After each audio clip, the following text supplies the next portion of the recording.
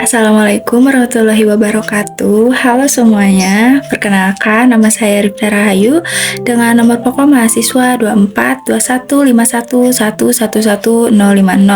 Saya dari kelas 2024B, jurusan Pendidikan Matematika, Fakultas Keguruan dan Ilmu Pendidikan Universitas Siliwangi. Nah, di sini saya akan membahas mengenai soal ujian tengah semester mata kuliah kepramukaan yang diampu oleh Bapak Dede Nurjamil, Magister Pendidikan. Nah, kita langsung saja ke pembahasannya. Nah, untuk soal yang pertama itu membahas mengenai pengertian dan konsep pembagian kelompok dalam kepramukaan. Nah, dalam gerakan pramuka, pembagian kelompok merupakan pengelompokan anggota berdasarkan tingkat usia dan perkembangan psikologis peserta didik. Nah, pembagian ini itu bertujuan agar metode pendidikan dan kegiatan kepramukaan dapat disesuaikan dengan kemampuan serta kebutuhan perkembangan anggota. Nah, dalam gerakan pramuka di Indonesia, pembagian kelompok tersebut itu terdiri dari yang pertama ada pramuka siaga. Nah, pramuka siaga ini itu berada pada rentang usia 7 sampai 10 tahun atau setingkat dengan SD kelas 1 sampai kelas 3. Nah, untuk satuan terkecilnya itu disebut barung dalam satu perindukan. Lalu untuk kegiatannya itu bersifat menyenangkan, bermain sambil belajar, dan juga menanamkan nilai dasar seperti disiplin dan kerjasama. Lalu yang kedua ada pramuka penggalang.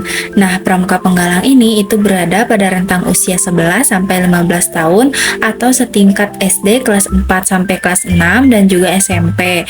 Nah, untuk satuan terkecilnya itu disebut regu dalam satu pasukan, dan untuk kegiatannya itu mulai menekankan pada kerjasama, keterampilan, kepemimpinan, serta petualangan di alam. Nah, lalu yang ketiga ada pramuka penegak. Nah, untuk pramuka penegak ini itu berada pada rentang usia 16 sampai 20 tahun atau setingkat SMA. Nah, untuk satuannya itu disebut sangga dalam satu ambalan, dan untuk anggotanya itu lebih mandiri dan dilatih untuk memiliki jiwa kepemimpinan serta pengabdian kepada masyarakat. Lalu yang keempat ada pramuka pandega. Nah, dalam pramuka pandega ini itu berada pada rentang usia 21 sampai 25 tahun atau setara mahasiswa atau pemuda. Nah, untuk satuannya itu disebut racana, dan untuk kegiatannya itu lebih menekankan pada pengembangan diri, kepemimpinan, pengabdian masyarakat, dan juga pengembangan organisasi. Nah, adapun pembagian kelompok ini itu sangat penting karena untuk menyesuaikan metode pendidikan dengan tahap perkembangan usia, lalu membantu anggota untuk belajar secara bertahap dari yang sederhana hingga yang kompleks, dan juga untuk membentuk karakter, kemandirian, dan juga kepemimpinan secara berkelanjutan. Nah, dengan adanya pembagian kelompok ini, kegiatan pramuka dapat berjalan lebih efektif dan mampu mendidik anggota sesuai dengan perkembangan usia dan kemampuan mereka. Nah, untuk soal yang kedua itu membahas mengenai asas dan lambang dalam gerakan pramuka. Nah, yang pertama, asas dalam pramuka itu merupakan dasar nilai yang menjadi pedoman bagi anggota pramuka dalam bersikap dan juga bertindak. Nah, asas ini itu biasanya berkaitan dengan nilai moral, kedisiplinan, tanggung jawab, serta pengabdian kepada Tuhan, bangsa, dan juga sesama. Nah, lalu yang selanjutnya, lambang pramuka adalah simbol yang mewakili nilai-nilai kepramukaan.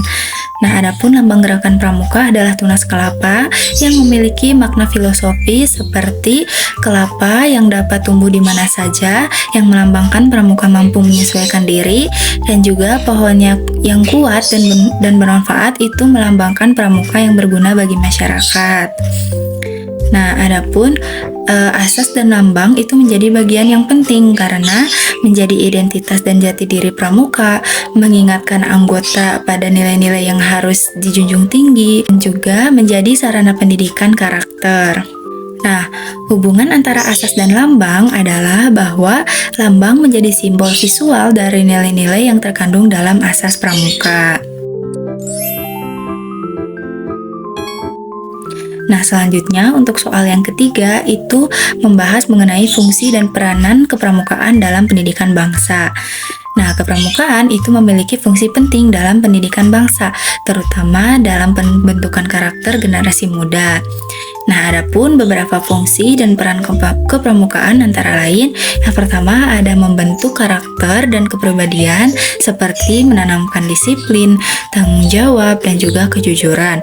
Lalu yang kedua, mengembangkan keterampilan hidup seperti kepemimpinan, kerjasama, dan juga kemampuan memecahkan masalah. Lalu yang ketiga ada menanamkan nilai kebangsaan seperti meningkatkan rasa cinta tanah air dan juga semangat persatuan. Nah, yang terakhir yaitu melatih kemandirian melalui kegiatan perkemahan, penjelajahan, dan juga kegiatan alam. Nah, dalam konteks pendidikan di era digital saat ini, peran kepramukaan itu dapat ditingkatkan dengan menggunakan media digital untuk pembelajaran kepramukaan, lalu mengadakan kegiatan kreatif berbasis teknologi, dan juga mengajarkan etika penggunaan teknologi kepada anggota pramuka. Nah, dengan demikian kepramukaan dapat tetap relevan dan juga efektif dalam mendidik generasi muda. Nah, lalu untuk soal yang keempat itu membahas mengenai prinsip dasar kepramukaan, metode kepramukaan, dan juga sistem Among.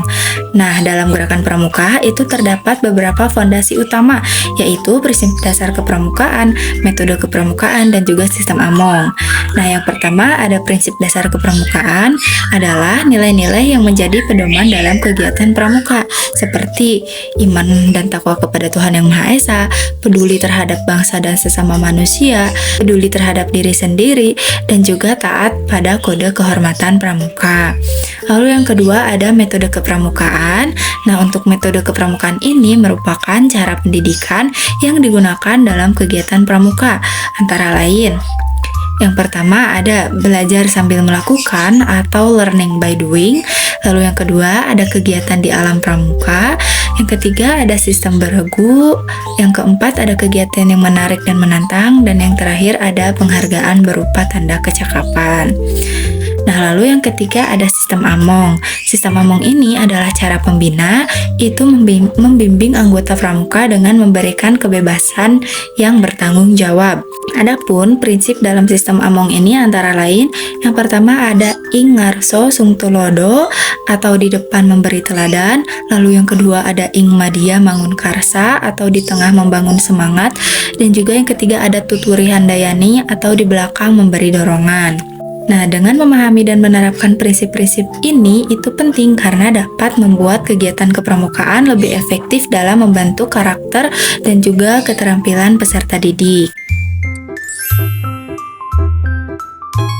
Nah, untuk soal yang kelima itu membahas mengenai organisasi gerakan pramuka dan juga pentingnya ADART.